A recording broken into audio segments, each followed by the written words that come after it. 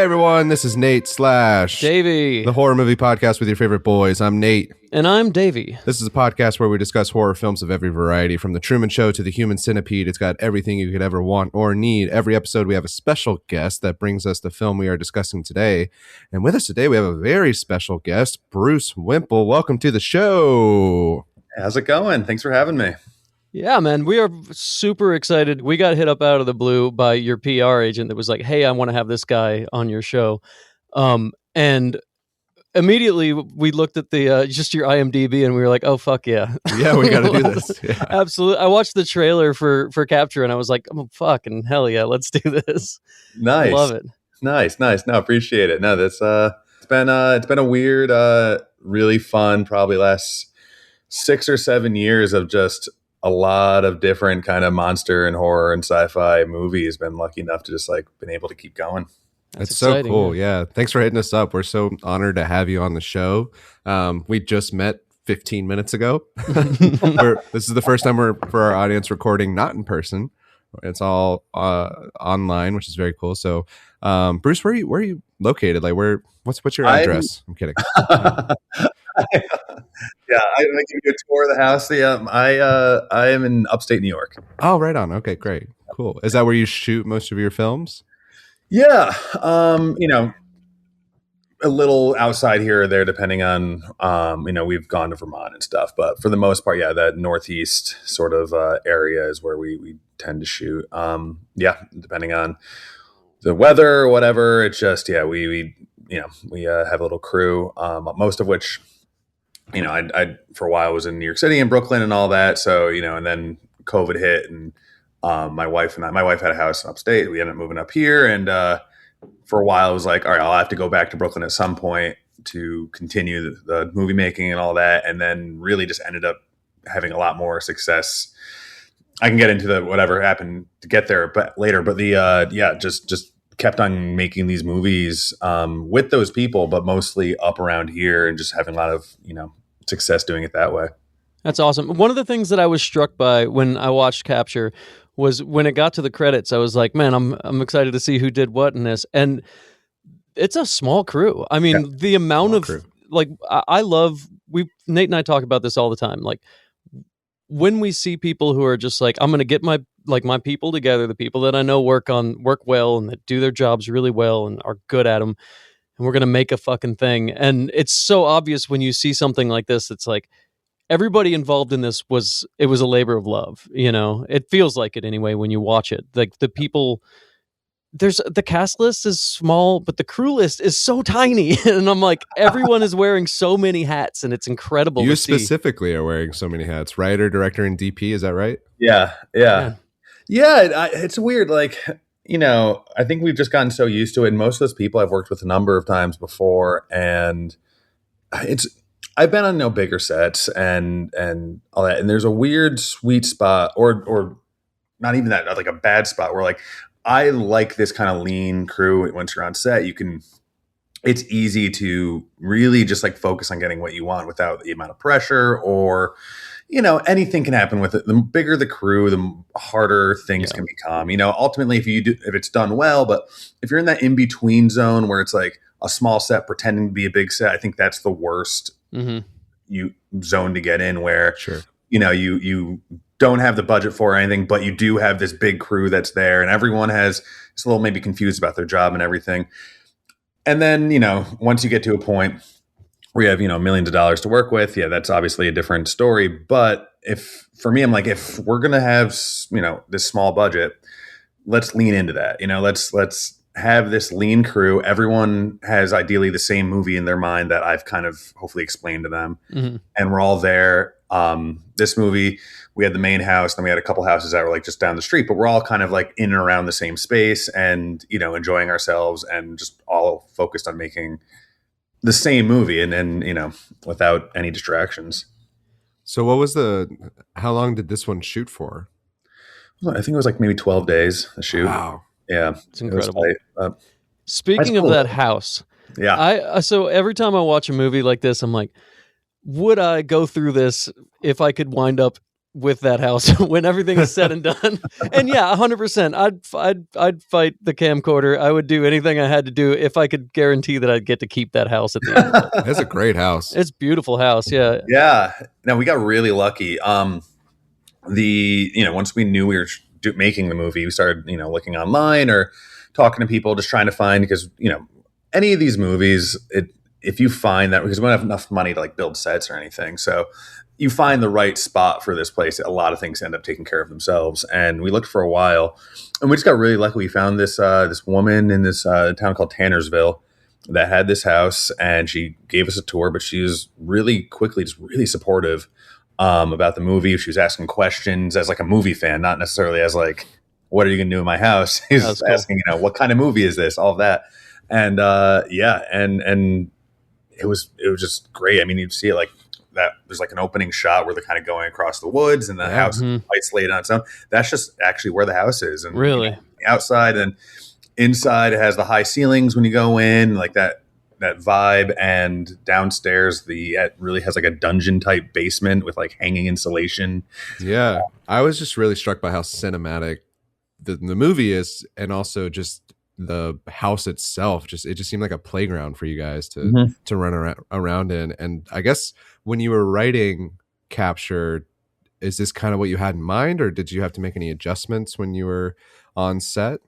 No, I mean, like in the dream one, you never know what you're going to get. And that's always becomes part of the process. Is you have to be a little flexible. You have your script. And then once you do know where you're shooting, usually we do another pass on the script just to lean into try not to like force what's in the script into the location, try to go the other way around, where like, okay, this scene took place in, this room, but maybe we can do this in a bedroom, and just kind of rewrite it in a way that, it hopefully at the end feels organic, that these events are taking places in these. And usually it's the other way around. Usually you're like making concessions, and not this, where like there wasn't even an attic in the original script, and we just got to the location. They had this like creepy looking attic at the top. So like, okay, let's do that somehow. So yeah, I mean, that location is everything. We going in, it is a haunted object movie. But I always like wanted to draw a lot more inspiration from haunted house movies. Like I really wanted it to be a haunted house movie, and like all the way back from, maybe the original The Haunting or The Innocents, something like that, or even like The Conjuring, those kind of movies. We looked at all like The Woman in Black, that kind of thing, where, it's a lot of scenes of, someone alone in a house walking down a hallway. You don't know what's around the corner, and like just studying like, okay, what makes that work? What keeps it tense? What will lose the audience? What will keep them in? So it was always about just finding some place that could support that. And then like I said, we just got really lucky. Well, it's shot so beautifully too. So like this will be, I think, the 5th episode that I bring this up on, but one of my biggest pet peeves in horror movies, you ever seen Sinister? I love Sinister. I love Sinister. I love it too. I don't love it, actually. I'm not a fan of it. But one of my biggest pet peeves is when you have like a haunted house sort of vibe, and they just don't turn any lights on in it, And Sinister is the worst case scenario of that movie, where it's just like there's a Christmas light in the corner, and you're like expecting that guy just lives with this all the time. Yep. But I love, like, there wasn't that. It felt like you didn't need to like underexpose shit in this. You were just like the haunted object, the whole like creepiness of the house. What is her name? Abby, but what? Hold on, I looked it up. Caitlin. Yes, yeah. She's incredible. She sells it so well. It's amazing. Yeah, and it's funny, the Sinister thing. I've seen the movie so many times, and I have made that comment before as like a joke that it's not like the house. I remember in that movie, the house is painted so dark, like the walls and everything is so basically black, but they're blue, but they're basically black. And rarely at night does he turn a light on. He has like the projector, and then But not only that, like there are lights in the house, but like the exposure only goes this far. Yep. Yeah, they're sitting at the dinner table, I remember, and they have like the overhead light above them. You can't see anything. Like that's not how light works, Ethan Hawke. I'm slowly trying to transition this podcast into just like me talking about how much I don't like Sinister. That was our second episode with our dear friend Steven. He brought Sinister, and God, I love it, Davey. But Davey, you work on sets as well, and you know all the behind the scenes. Sinister was a movie we looked at the sound design of that movie a lot. Well, sound design was beautiful, and there was some. It's fun. Don't get me wrong. I just have issues with like the way it's shot a lot. It's like there's really cool parts of it. Creepy though. I think I really like. I remember seeing that. That was like what 2010, 2012. Yeah. Seeing it in the theater and just being like, whoa, that like super super scary with the audience and so cool to see it filmed like and I don't know, like seeing it in Super 8 and then watching your film Capture. What a great idea to have Abby looking through the camcorder and that's how she's seeing things. Like such that was fun suspense, man. Yeah, that was always part of the plan. That's why it needed to be mini DV was like that sweet spot of the era of cameras, because like I didn't want it to be lame it's if an iPhone or anything newer than if it's even the Handycam, but like the mini DV, it's still, there's something tactile about it. It's not quite fully digital, even though it is, but when you look in the viewfinder, it is being reinterpolated in the camera and you're getting a new digital signal into the viewfinder. So there's something about that the fact that the image does change before it hits your eye, that she was able to go back and forth and look at it and get creepy with it. Did you film any of this on that actual mini DV, or was it? We tried. The problem, the camera worked, but we could not find a battery that lasted more than like a couple minutes. Those batteries that went with those are the things that like, obviously they don't make them anymore, but the ones that did exist all kind of died out. So we did try, but no, we had to film it and just kind of like, what we ended up doing, which gave us the best kind of version, was we would film it on our normal like cinematic camera, like what's supposed to be coming through there. Then we would run an adapter through like an old CRT TV and then film the CRT TV playing back that footage. And that was the closest I thought we got to getting like what looked like an old digital signal, instead of just putting an overlay on it. Just putting an overlay in Resolve or something. Which seamless, it looks so good. It looks amazing. I love anytime you that thing where it's like they're looking through something and they see the fucking weird shit that's going on, they take it away and it goes. I love that mechanic. Is really fun. And so the limited visibility. So then you're in there and something's going. She's been looking a little too long at this and isn't aware of what's actually around her. That there's always that feeling there. Everything over here. Yeah. That was something, like I said, the sound design, but the just looking at there's a lot of those types of movies, but Women in Black was another one we looked at a lot. So fun. Yeah, I love the movie, but there are a lot of scenes where it's just Daniel Radcliffe just walking up the stairs, down a hallway, back the floor is creaking. Yep. Oh god. Yep. And just like really like I downloaded like the actual waveforms from the movie just to see like, okay, those scenes are silent. What's actually happening in those? What's like, because silence is never actually silence, Yeah, there's always like room tone. There's something going on. Drones in there. Every creak is accounted for, and you just have to be very considerate about like what footstep do you want to exaggerate it or keep it lower. So then when there's something else in that, like all of that. And so we took a while just figuring out, and then the performance is huge. Like it's really hard for an actor, and Caitlin did a great job. And any of these other movies that do that is a lot of times it's the actor actually like bringing you in, because they're literally just being asked to walk down a hallway because they hear some imaginary creaking from a room down there, just stare at it and try to like, basically sell the whole scene with just a slow walk towards the hallway. And if you can pull it off, then it's exciting. Well, you did such a great job of just mapping out this entire house. Like we lived in it, and it's a clean, 85 minutes. Like love that. I mean, yeah, I truly like. Yeah, thank you for not making like trying to stretch it into like a 3.5 hour movie. Like everybody tends we've ever done a 90 plus or plus 90. I think 90 is usually. It's the exact perfect time. Yeah. My goal is always to be like, getting close to that 80 range when I'm in the edit. Just, I know that's around 80 minutes. I can kind of feel that's where for especially low budget stuff, you're just like, okay, that's as much patience as an audience might be willing to give you. Well, we watched Midsommar recently, and what is that, 240 or something like that? Yeah, and it was a very long movie. It's very long. I mean, obviously, it's a different. We love it. It's a different movie. Yeah. It's like if you were making like a movie with tons of shoe leather in it, then you could be like, no, I can do 240 because I need to see this person walk from that bar to this house. And we're going to document the entire thing. But obviously, not the type of movie you were going for. But Yeah, it's weird. Like it was kind of right in between, because we know there's like themes in there and all that, but honestly, for most of us, I was working on it. We knew we wanted to like keep those themes up there just because I think it's relevant for the character, but we all just wanted to make a solid haunted house movie. Hell Like yeah. that was the only objective, like within for all of us, is like, all right, let's try to make like a rock solid haunted house, creepy, gets under your skin movie. And if we do that, like there was really nothing else that we were actively, on the surface going for. And I think that went a long way because we are all on the same page. Like, okay, what's the goal in each thing? And sometimes you do get on set and everyone has a different, objective. Yeah. And which is where it comes in handy to only have like a couple of people there. Cause Yeah. you're like, Yeah. I only have to ignore 3 of you, not 45. You don't Yeah. have a bunch of studio heads breathing down your neck. Yeah. Mhm. No, and it's fun too because like we would wrap and like we'd beer in the fridge and we usually would put on one of those movies I'm talking about it's so that fun. Yeah.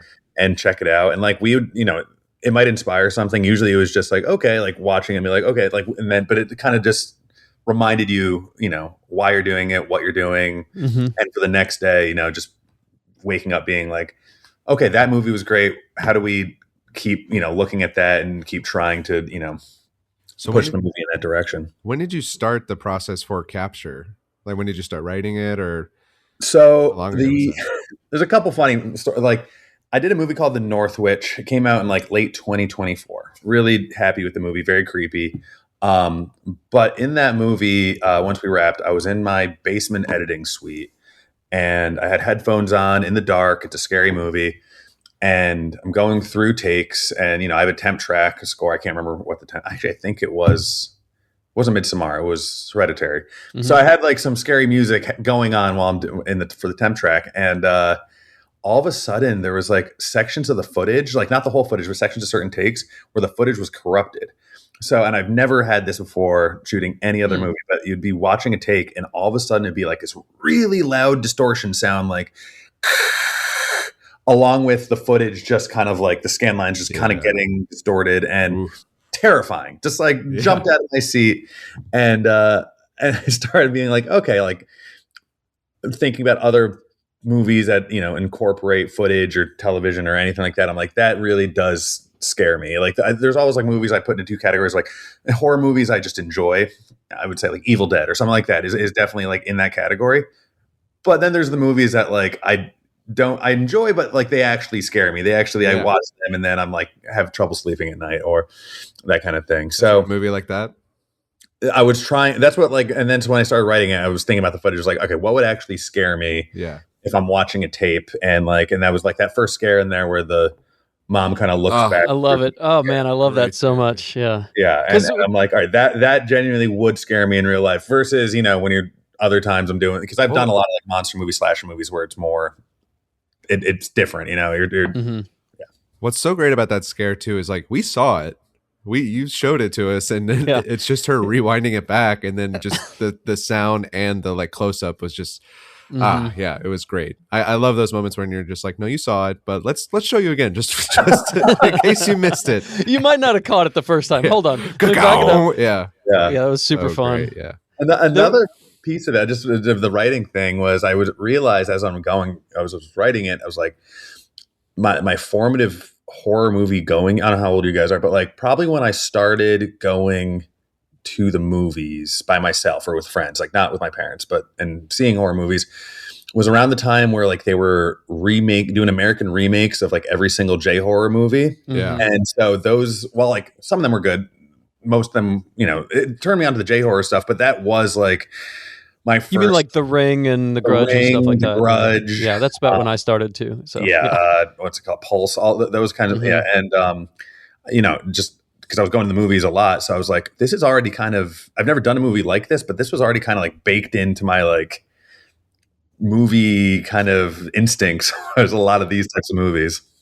That's fun. Like, it's funny because The Grudge was one that I remember seeing. Like, I went and saw it because it was Sam Raimi, and I didn't know anything about like the J horror for the most part. I think Did the Ring came out first, right? That was the first big The Ring one. was like a huge success. I think The Ring is probably the exception of like the whole thing, because like that you can argue, but like it might be better than Ringu, I think, anyway. I think it's fantastic. Yeah, but then that was such a big success that then they were like, all right, let's remake all of them. All of them. Get them all in there. Yeah. But I remember watching The Grudge and being like, I'm not scared at this at all. Like nothing about this is scary to me. Oh, no, wow. I don't know what it was, but the thing that Sam Raimi does so well is that everything looks amazing, so it's like, even if it's not scary, it's just like it's stuck with me. Like I have like the hand coming out of her head. Mm-hmm. I can see that in my head, like just thinking about it. It sticks with you so much. Baby, that messed me up so bad, dude. Did it really, bud? Oh no.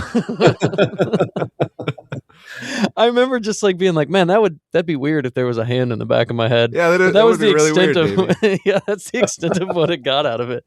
Yeah, I remember The Grudge getting to me when I was watching that. It was funny. Even the bad ones, though, I remember coming out and being like, that was cool. Like there was a movie, One Missed Call. I don't know if you remember that. I don't remember that one, no. It was a remake, and I think another one, but like if you miss a phone call, you die, that kind of thing. And, oh yeah, goddamn! I would have been dead so long. I don't know. I think it was Ed Burns was the lead in it. It was not. But yeah, there's one was called Pulse, was the Kristen Bell one. Remember the Pulse one? Yeah. I think Dark Water. Dark Water. That was the one with Jennifer Connelly or Jennifer Jason Leigh. I always get those two mixed up. I think Connelly. The original, the Japanese version was really good, but yeah, I don't remember much about the American one. It was like an apartment, and there was like water leaking into it or something. Yeah. Okay, yeah, I have vague memories of it. I do remember seeing that in the theaters, but I obviously didn't stick with it too much. I did love that era, though. Because I feel like American horror for the most part, leading up to that, had gotten pretty stale. It's just like people rehashing slasher movies over and over and over again, and like you get to. I mean, I know that's Nate's forte. Well, Nate's like, I love slashers, but that is that era of what was it, Halloween Resurrection, right? Mm-hmm. Let's put Michael Myers in a reality TV show. Oh, God. And I love that movie. It's awful, but that's was after H2O or before H2O. That was the follow up to H2O, which H2O is great. I liked H2O actually. It's great. It's like the shortest movie in the world, but and it's God, Resurrection is bananas. Mm-hmm. I remember watching H2O and being like, this was really fun. Like, I haven't seen it since. I'm gonna just live in the world that was a good movie, whether it was or not. It is. It's really a trailer scaring the crap out of me when it came out. He's like lowering himself from a ceiling behind someone or something. Oh yeah, that's right. Which is like a new MO for Michael that was never a thing in the first one. He like lowers down like a xenomorph. That's what he looks like. Wait, he doesn't have Spider-Man powers in the first like 10? What's crazy is it's like a one arm like lower thing. It's one arm. So Michael Myers is like jacked now.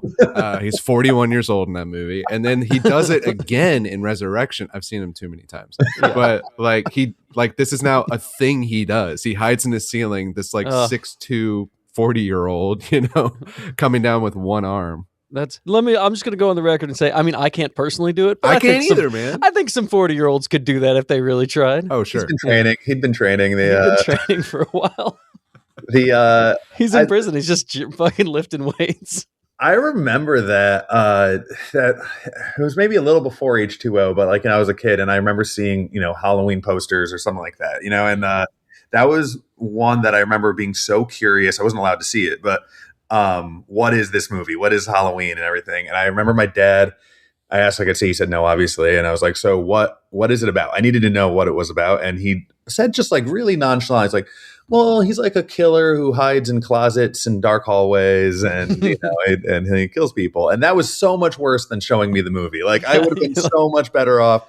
And I remember just being fascinated with the artwork and just like this movie's got to be the scariest movie ever. And obviously watching it, I can never live up to that. But I mean, Davey will tell you, I'm a huge Halloween fan, but they are not. I've seen them too many times now.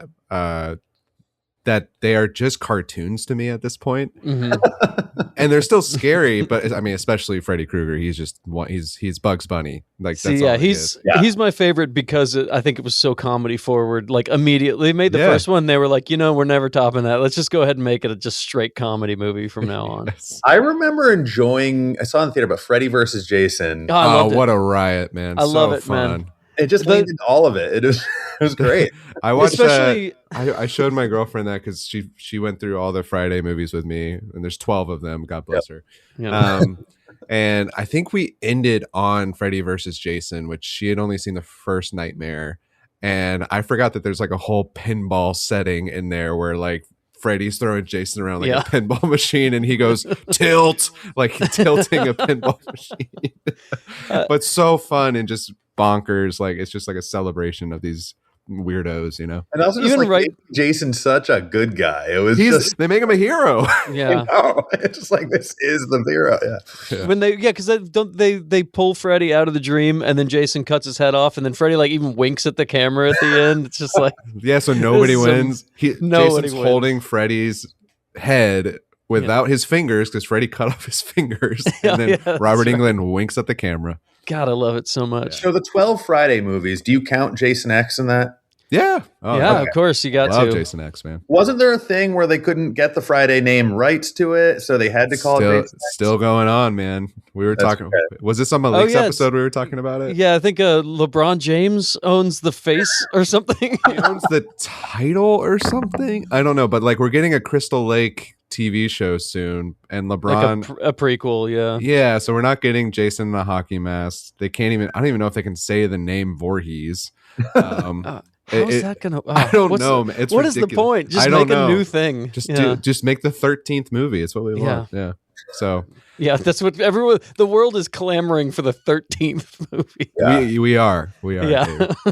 But yeah, there's like that's why the 9th and the 10th one and Freddy versus Jason, they're not Friday the 13th, but they made the reboot, so that's what's weird, Yeah.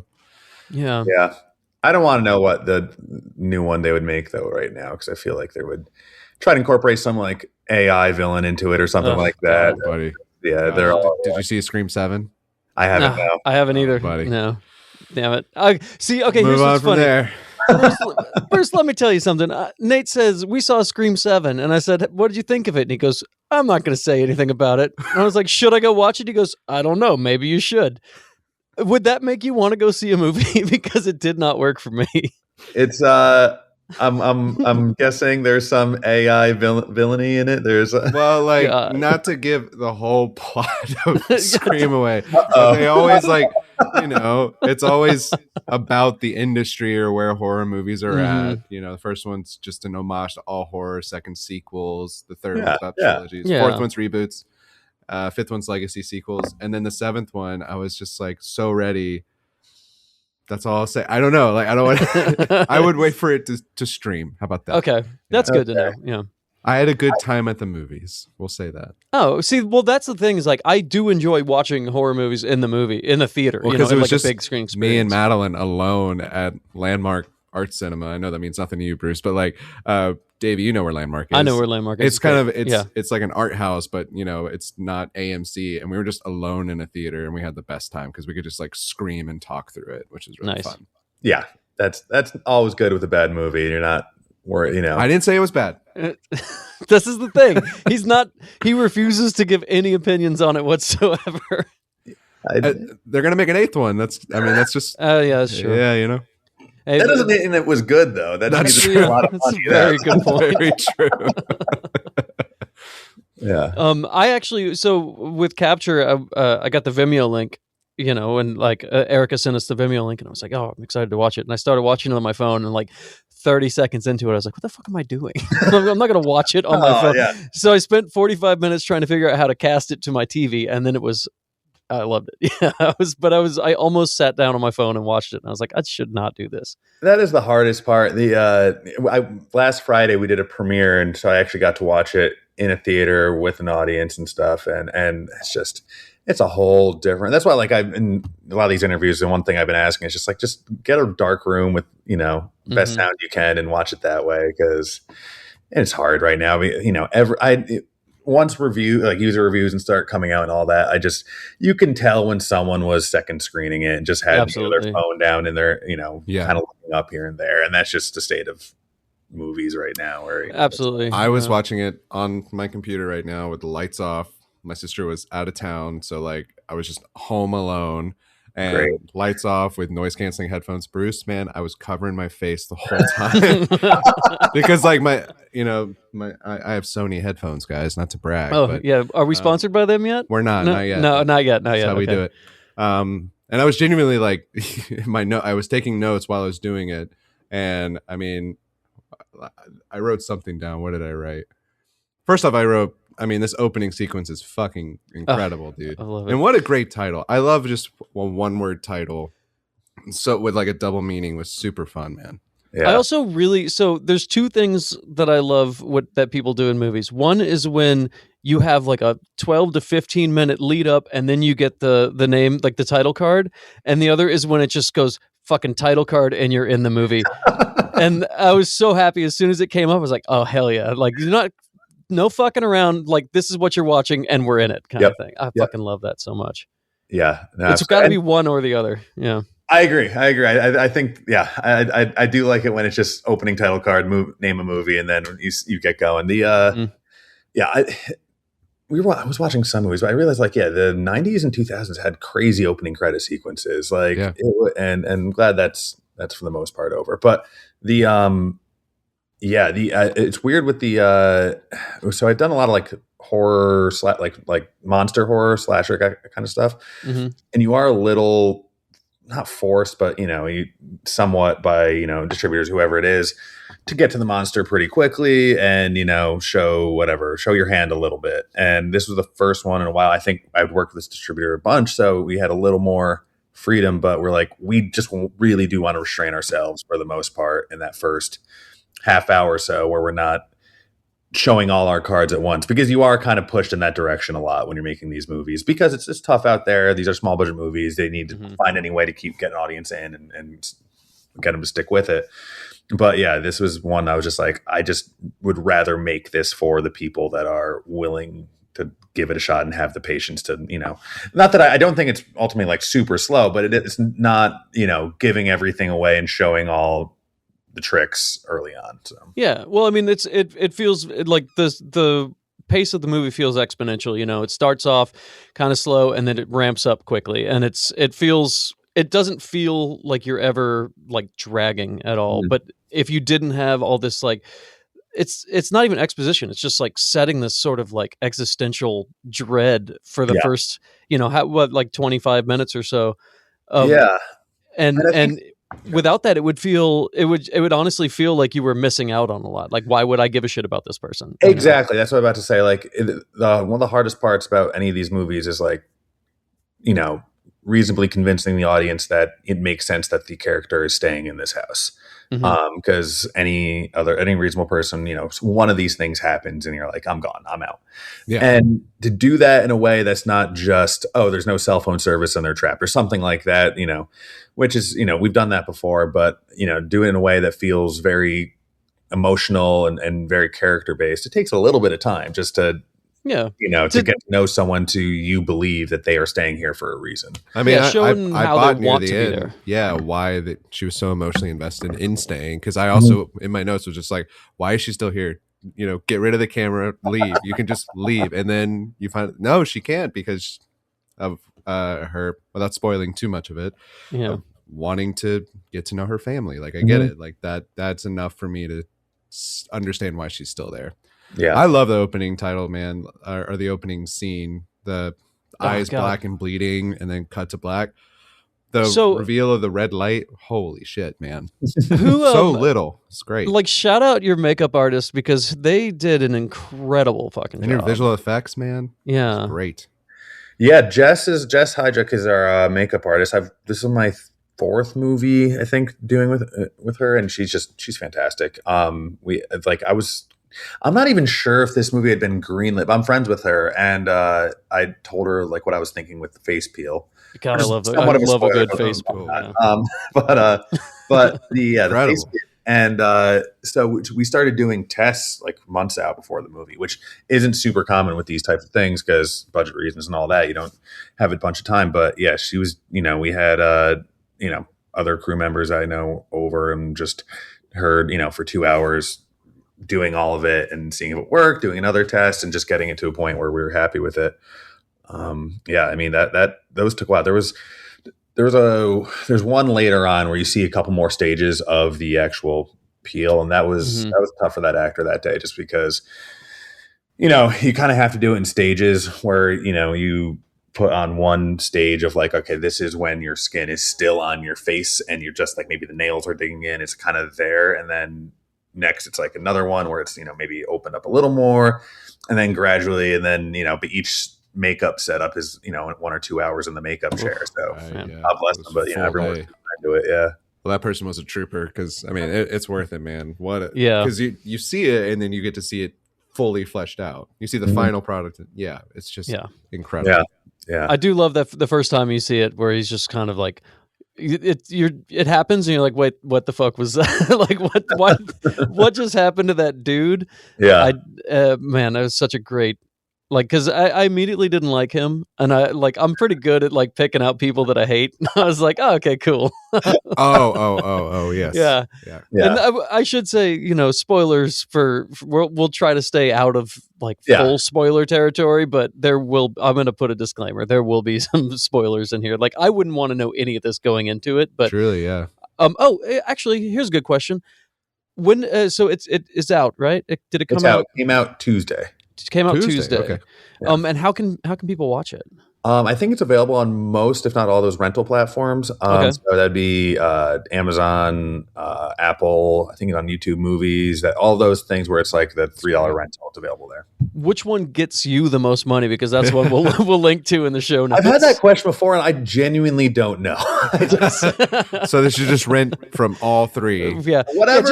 If you have a coupon for one or whatever, go that. But yeah, the whatever makes most sense for you. Someone told me though, I think it was that Apple tends to have, again, I don't know if this is true, so disclaimer, but Apple tends to have a slightly better throttling of the bit rate on, because all those platforms, they will, unless you fully download it or whatever, which I don't even know is an option anymore, based on your internet connection, all that kind of stuff, and also how much traffic they're having, they will throttle the bit rate on the movie for whatever reason. I've heard. Interesting. Which is a crime because it looks amazing. Yeah. There's one director was like comparing, and it was not on there for us, but he was saying how HBO, of his own movie, it was on HBO Max, had by far the best bit rate coming through. But yeah, I believe that. Or hopefully maybe one day it's on physical media, and that'd be the way to go. But hell yeah, you should release it on mini DV. Mini DV. Oh, that'd be cool. Yeah, you just buy a camcorder to play it. Why not? It's actually really not a terrible idea. I mean, it might be, but it would be not novel. Easy to find. I remember we were looking because it had to be like come out the right time and everything, and like we just wanted to make sense. Full disclaimer: the camcorder we did is technically came out in 1995. Fuck this movie. Fuck it. Fuck it. Great to meet you, Bruce. We'll talk to you soon, man. Yeah. It's funny. I worked on the last 2 seasons of Stranger Things, and they are such sticklers for a period correct everything. Like it doesn't matter what it is. They'd get like a curtain and they'd be like, "What year was that made?" It's like, does it matter what year? Yes, it mattered. And like there was one time we were in. I don't know if you've seen the last couple. Okay, so season 4 in Eddie's trailer, there was an amplifier that somebody had bought. And they were like looking at it and they were like, I don't know if this is period correct. And I was like I was talking to the set decorator and I was just like, it's correct depending on where in the run this is, basically. And she was like, I'm not taking any chances. And are you serious? Wow. Axed the entire fucking thing. So it's like, I understand, like, sometimes you can fudge it a little bit, like. So it's supposed to be 94. The camera's from 95. And the only reason I did that was I thought the black one looked spookier. It does. Yeah. Oh, you had a silver one before? It was like the options for 1994 did not look as menacing as that black one. So got it. That was the simple answer. It definitely looked great. I mean, it looked exactly like it needed to look. Yeah, and we scratched it up and did all sorts of stuff to it, and then at the end of the shoot on wrap day, because again, we were pretty confident we weren't going to need any reshoots. We that scene, again, spoilers, but they burned the camera. Mm-hmm. We burnt the camera and just shot it. Yeah, it was pretty nice. Really? The lead actor tossed it in there, and we had the camera set up, and the thing burnt away. So did you have reshoots? No. Yeah. Okay. No. Cool. Great. Yeah. Thank God. Yeah. Well, that's cool. That's fun. Yeah. No, we got that is cathartic. Yeah. Yeah. No, it was nice. It was nice. With these movies, I mean, you barely have enough money to make the actual movie you're making. So the reshoots are like, it's just, unless something would have had to gone really wrong to, need to do that. Mm-hmm. But yeah, like assuming your footage wasn't corrupted. Yeah, I know. And luckily that one, it was just takes. It wasn't like every take of everything. There was always something else that you could use. But yeah, no, it's you're definitely trying to max out the budget as much as possible on there, and reshoots are not friendly with no. But again, that's also, I mean, I will say, not quite reshoots, but when the first 2 days of shooting, we shot everything outside of the house. So we started, first day shooting, I was at that bar where she goes, and then we went from the bar to her apartment, or her foster sister's apartment. And then we went right from there to shooting everything of her as a mom, as her mom. And so she is playing her mom. She is playing her mom. Yeah. Okay. Yeah. Yeah. And that took me a second, actually. I questioned it, but yeah. Okay, cool. Yeah. Hair and makeup worked well. And she also kind of tweaked her voice a little bit. Yeah. Mm-hmm. So, but I wanted her to be done. Two things. I wanted to be done doing that. And I also wanted to have as much of the footage she looks at in the can. So once we got into the house stuff, she could actually be reacting to the real footage. So you didn't key that in later. That was actually playing on the. I'm trying. There was no. Actually, it was all. Yeah, we had shot everything at that point. So all of the patient videos, all of that was all shot, and basically we shot all those in one day, I believe. Really?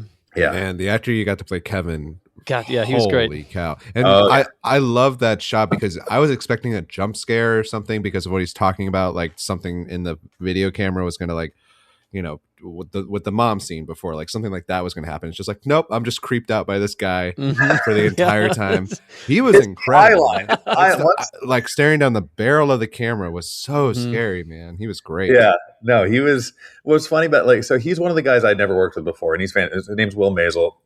Awesome, but we did auditions for the role, and that was the audition. And I once I was he did it, I'm like, oh, that's the guy. And so I had to tell him so what you did in the audition, just come and do that. There's nothing else. There's nothing. Yeah, you're done. Yeah, that's it. That's all you gotta do. Just recreate that.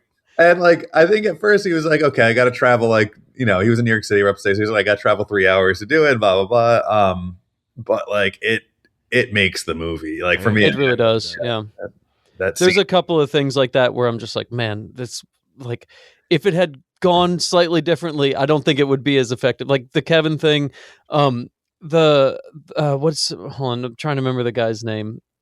The bartender guy, what was his name? The one that shouts at her, oh yeah, I didn't even think about him. He's like the signpost kind of guy that's like, get out of here. Go.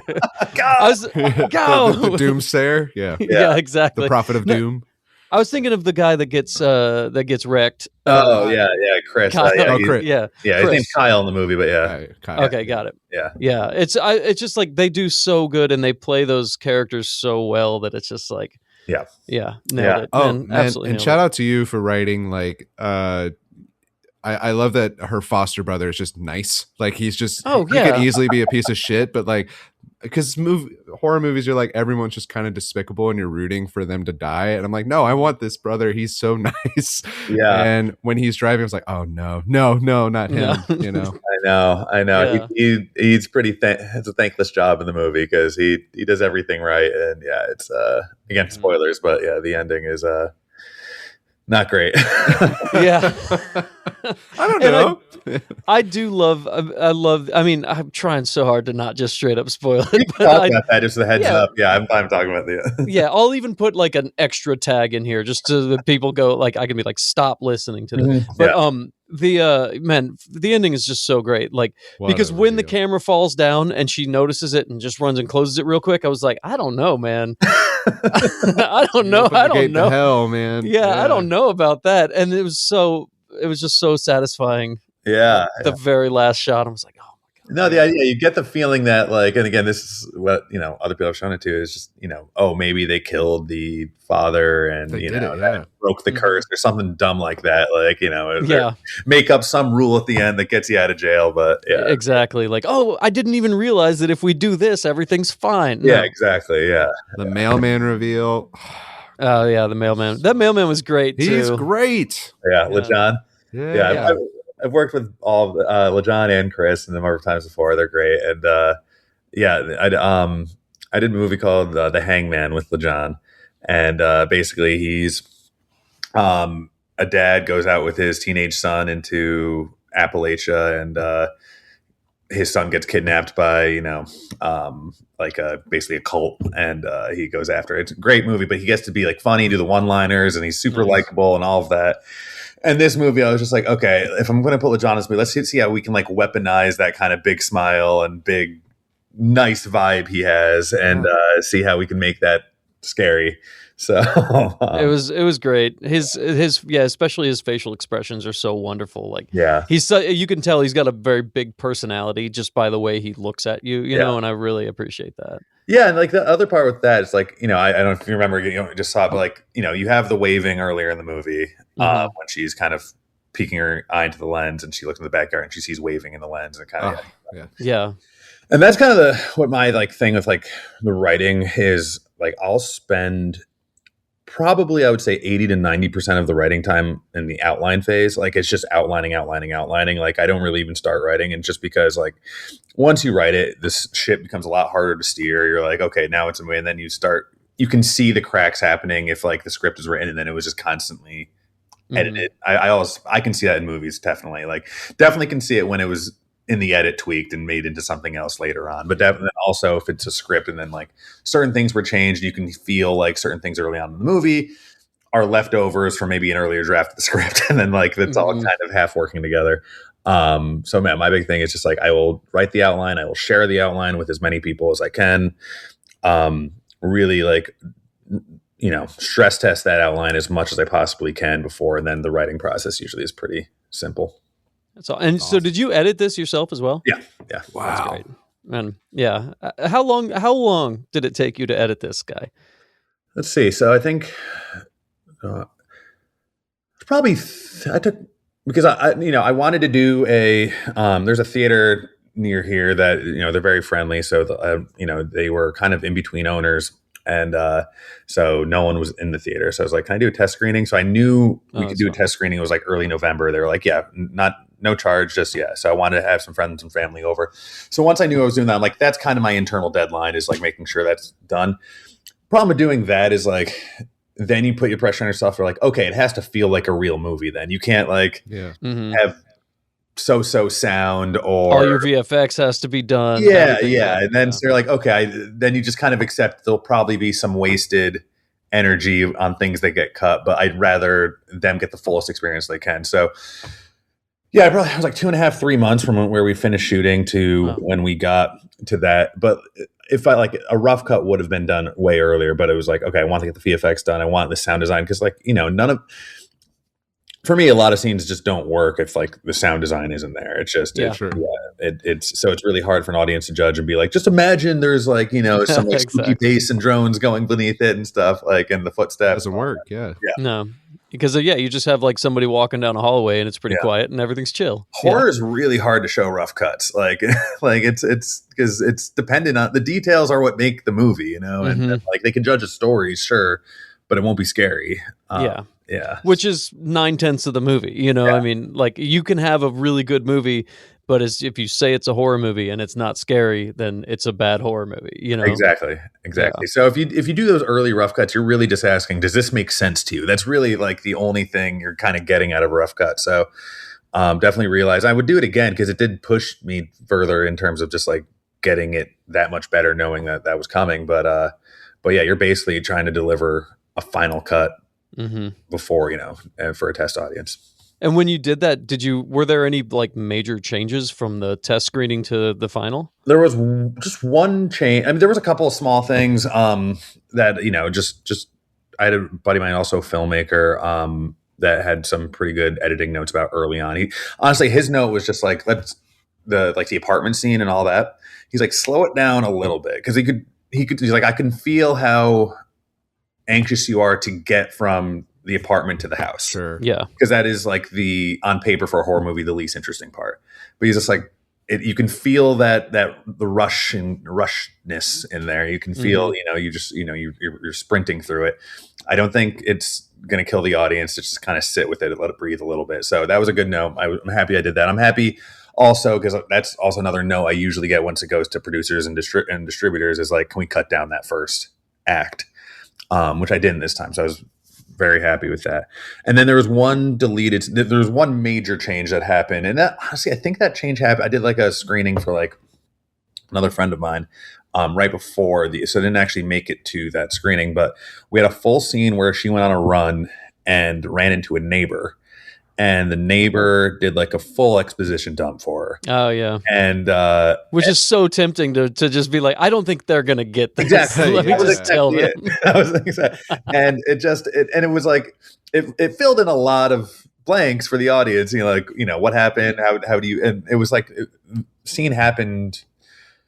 Fair like well over halfway into the movie, and it just cleared some things up. And the note I got, which I could feel too, is just like it just takes you out of the movie completely. Yeah. Like there's this kind of isolated, almost what's it called?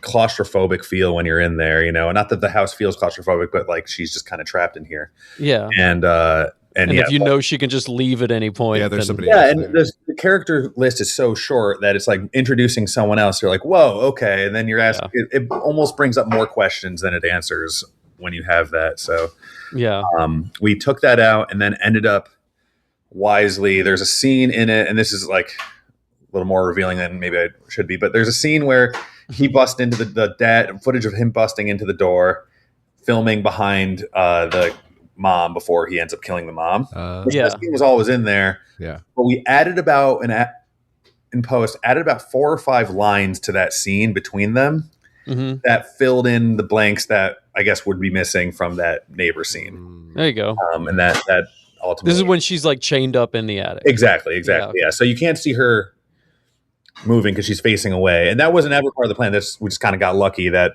we could play with it a little bit, and just tossed in a few, just like I think it was maybe 4 lines in there that we added, and then that kind of at least for the audience, filled in what they needed to know. I think that's a big thing, though. There's a couple movies. I think I remember thinking this when I watched Us, the Jordan Peele movie. Yeah. I was super into it, and then once you do go into an explanation, it almost becomes more confusing than if you just left it alone. Yeah. I'm a big fan of just being like, let your movie, when it's all said and done, let people go, what the fuck just happened? Yeah. I feel like Zach Kreger's really good about that. Like he explains some things, doesn't explain other things. And when you're done, you're like, I mean, I guess, but it still works really well. We just watched Weapons. I showed Madeline that, Davey, because we're big fans of it. We covered it. Yeah, I love Weapons. Yeah, it's fantastic. And I was telling her, because she's got like a template of like, these are things that freak me out. I'm like, well, it's like Ghost Kids is what she always says. I'm like, well, it's not that. It's not that. And it's a happy ending. And then we finished it. She was like, fuck you. That's not a happy ending. I'm like, no, it is. It's pretty happy. Yeah. But there's a lot of unanswered questions. Like, I don't need those questions answered. It's great. Yeah. I don't want them answered because I feel like if you answer too much, then it takes away from the like eeriness of the whole thing. I have strong opinions about Us. Like, I think it's great. I think Jordan Peele is doing amazing things, and Us is a really good movie. But the final moment felt like a Bond villain reveal. Yeah. That I didn't love in the movie. I predicted the ending from the beginning, which and I didn't watch it when it came out. I watched it maybe like a year or two ago. And Get Out is still my number one of his. Get Out's fantastic. No notes on Get Out. So great. Yeah. I still think I like Us more than Get Out, but is that true? I do. Yeah, I do. I like Get Out's great, but there's some great scares in Us. Yeah, I think as a horror movie goes, like Us is a fantastic movie, and I feel like it's an important movie because it's something that hadn't really. I mean, it had been done, but not in that context. Sure. But Us was like it felt new to me. You know what I mean?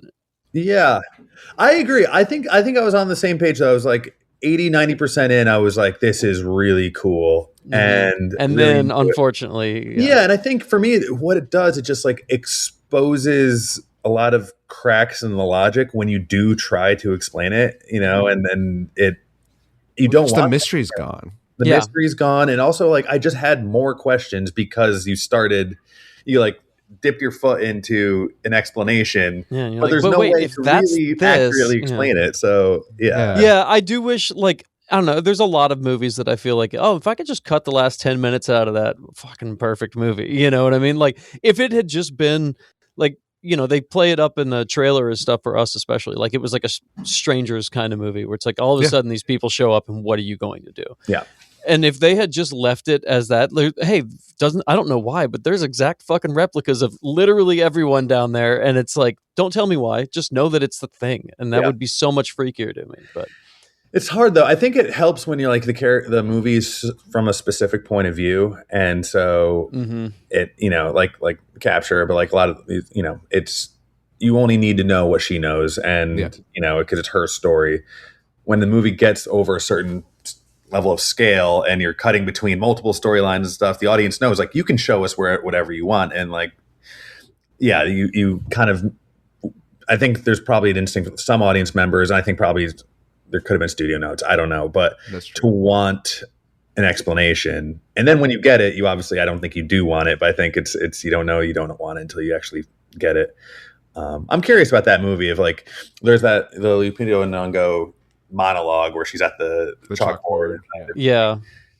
I had a curiosity when I was watching. It was just like, was this added later? Because it is just an exposition dump. It is. Yeah, it's the Bond. I feel like it was. Let me show you. Let me explain why souls are split, and let me tell you, like like the big reveal. Which I was like, I got that. I got that 5 minutes ago. Already. Yeah. I figured it out, but it definitely felt like it was a studio note where it's like, hey, can you just do us a solid and just over explain this at the end? Because there's 5 guys in Las Vegas that didn't understand it when they did the test screening. Yeah. But, the ending of Get Out was a note too. So, and that's amazing.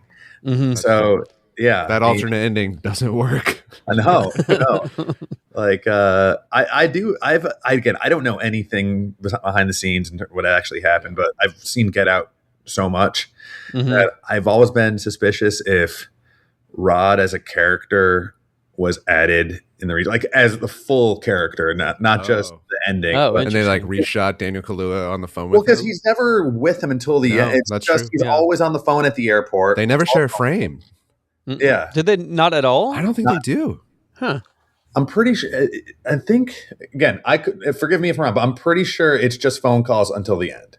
It is just phone calls to the end. I know that for sure, but like they never. I don't know if they ever share frame together. I mean, a reshoot with the two of them at the end, that's reasonable to think, no matter what, they've had a reshoot. But like, was he ever in the original movie, or was it more serious, like just followed the house and then it was a cop that showed up at the end? Yeah. Oh yeah, that's I don't know. That's a good question. I'm gonna get him on the phone. Watch it right now? I want to watch it. Let's watch it right now. I'll share my screen. I'll watch it again. I'll always watch that movie.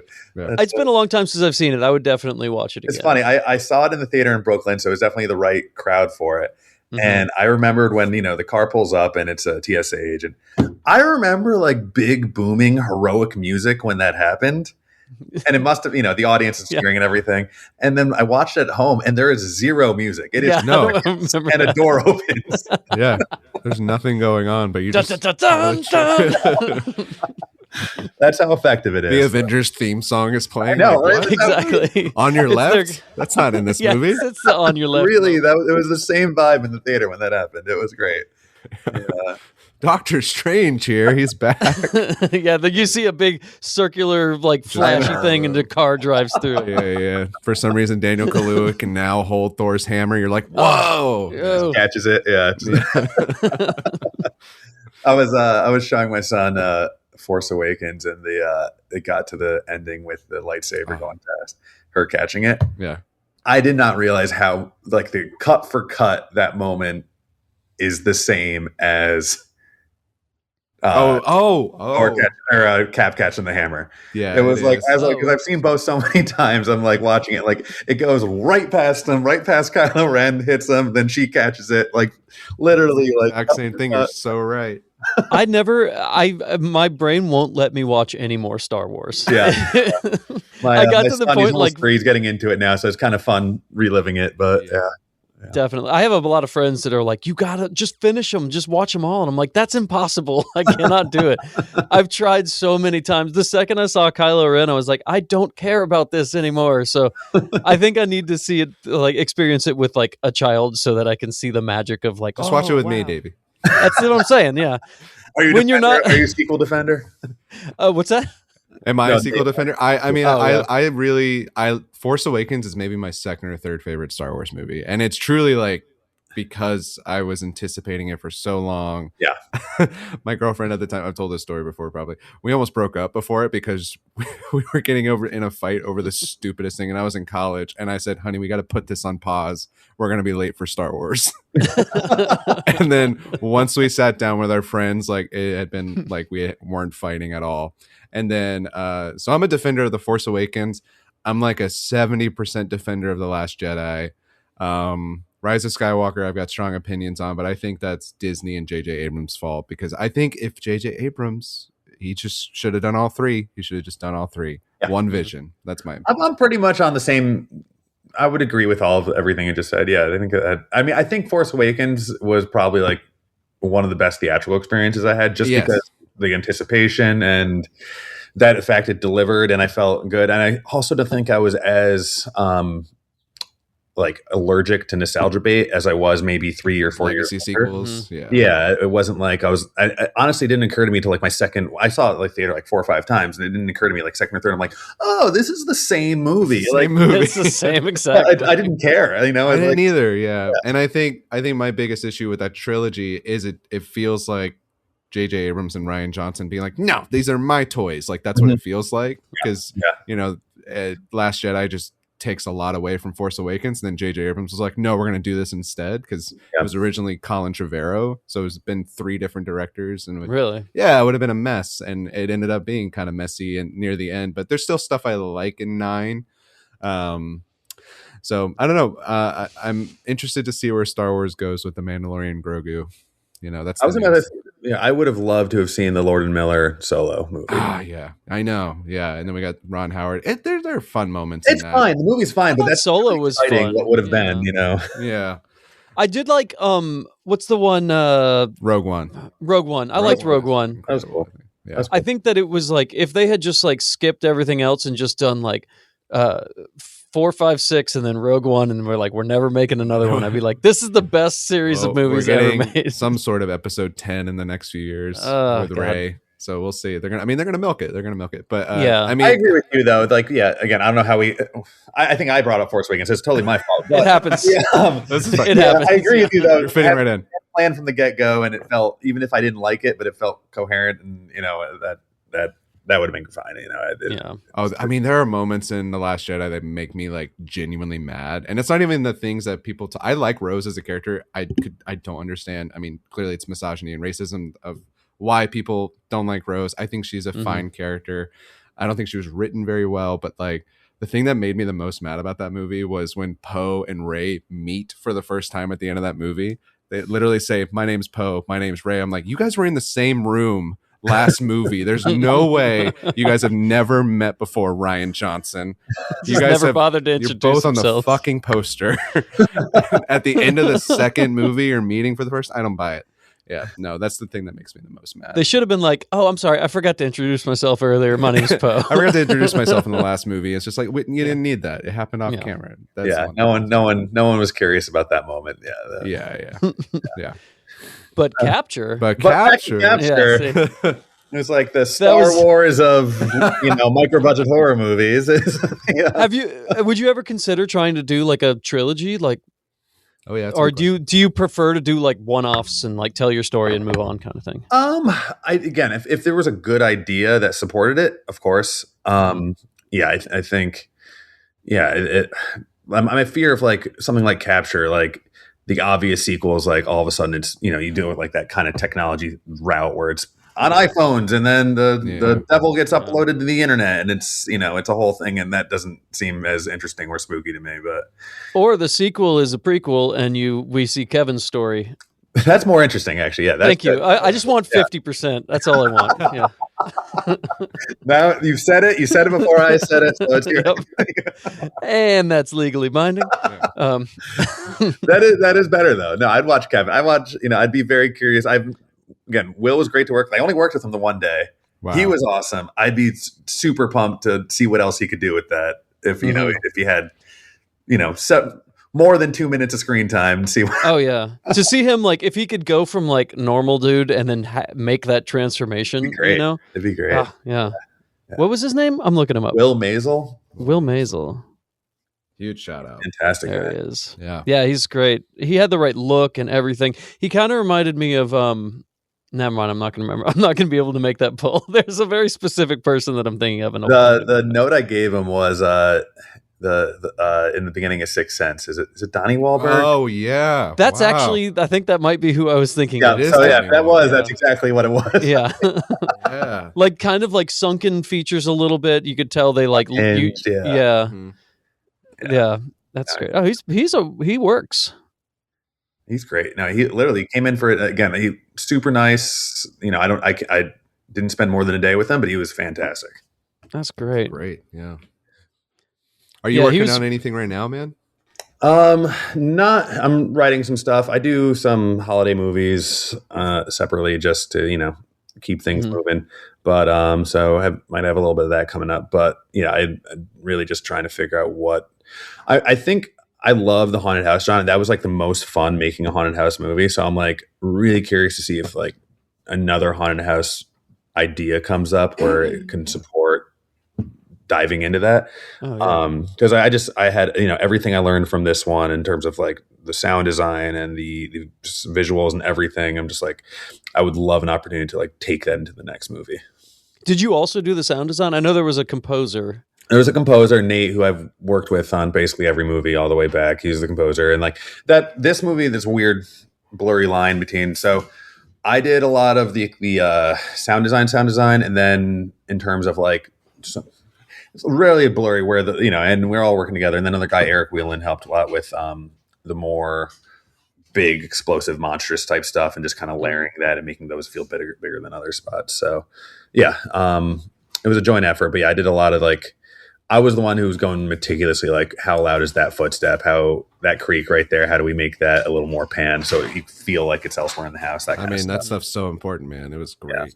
Yeah. I love, there's that one scene where where you're kind of like tracking along the floorboards and you can hear the footsteps creaking. Mm-hmm. It was wonderful. Yeah. I love like being able to differentiate with, as an audience member with your ear, what's coming from the floor below, what is her footsteps, what's coming from, just where, how to do that where, it's really feeling like it's elsewhere. But yeah. Yeah, layering on the reverb and like making it feel like it's not coming right next to your ear, but it's like there's a little bit of a almost like a pre-delay on it, so you can actually hear that it's not right there and stuff. Yeah, that's fantastic. Totally. Well, do you have anything? Have you begun thinking about anything else or? No, so it's like I'm thinking about things, but nothing that's actually happening yet. I'm really just like trying to go back in that mode of like, what do I, the movies I find scary, I want to go more in that direction. If you look at my filmography, I've done a lot of monster movies. I did like a couple Bigfoot movies.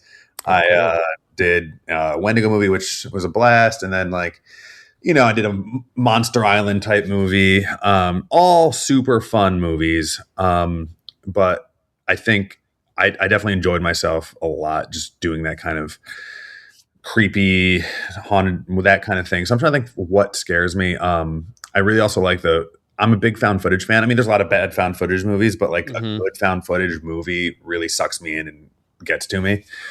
And it doesn't necessarily always need a lot for, in terms of like, I've seen found footage movies where at most a light starts flickering or something. Right. Yeah. The most terrifying thing in the world if it's done right. So, and this, we were able to dip our toes a little bit in found footage in this movie. It's not quite a found footage movie, but I really like the docu-horrors thing where like it's like a fake documentary. It kind of goes into found footage, but so I don't know. I really kind of not like a full-on Blair Witch, but like the elements of the Blair Witch. Yeah. And who knows if that actually do anything with that. But to answer your question, no, I don't know exactly what's coming up next. But it hopefully I'm able to, like I said, use the stuff I learned on capture and kind of bring it into it. That's awesome. Hell yeah, man. Well, Bruce, this has been incredible, and thank you so much for talking with us and letting us watch your movie. No, thank you. No, I really appreciate you guys watching it, and obviously, thank you for all the nice things you said about it, and hopefully that gets other people to check it out because stuff out there. So there's a lot of movies. Atlanta. Let us know. We know some people who work at nice movie theaters down here. We could do a screening. I would love that. The more screenings, the better. No, more people that know about the movie. Absolutely. No, let me know if you want to screen it. And again, where are you guys again? Atlanta. We're in Atlanta. Atlanta. Great. Yeah. No. Just let me know. I love people watching this in the theater, no matter how. So yeah, that would be fun. We could probably do something at the Plaza. Let me know. I was gonna say the Plaza. I mean, even at Dad's, we've got a movie screen. 200 seats, be fun. Yeah. Just let me know. I'll find me on either on Instagram or whatever, and just let me know. Yeah, what are you on Instagram? We'll where should people follow you? Yeah, I think that's basically all I'm on. I'm not even that active. I think I followed you earlier this week after I was finished watching Capture. Yeah. Oh, sorry. It's at Bruce M. Wemple. That's not good. I've been saying the wrong thing on a few other interviews. Got it. At Bruce M. Wemple. Bruce M. Wemple. We'll definitely tag you on Instagram and make sure people can give you a follow and see where they can watch Capture online. Be fun. Yeah. Awesome. No, thank you so much for having me. This is super fun. Hell yeah, man. And anytime you want to just come on and talk about horror, you just hit us up. Star Wars. Next Star Wars movie comes out or horror movie I watch, I will 100%. If I have strong thoughts on it, I'll reach out and let you know. And if we'll have a watch party of Mandalorian and Grogu, we'll have a lot of things to say. And then you guys could just like fill me in on it later. Full costume when I get as Grogu. Yeah. Awesome. Absolutely. No, I'd love to. That'd be great. Well, Nate. Oh, God. I don't know if you've listened to any episode, Bruce. All right, let's finish it out, Davey, like we always do. 1, 2, 3. Come to Daddy. It's a long story, Bruce. I don't need to hear any of it. I love it.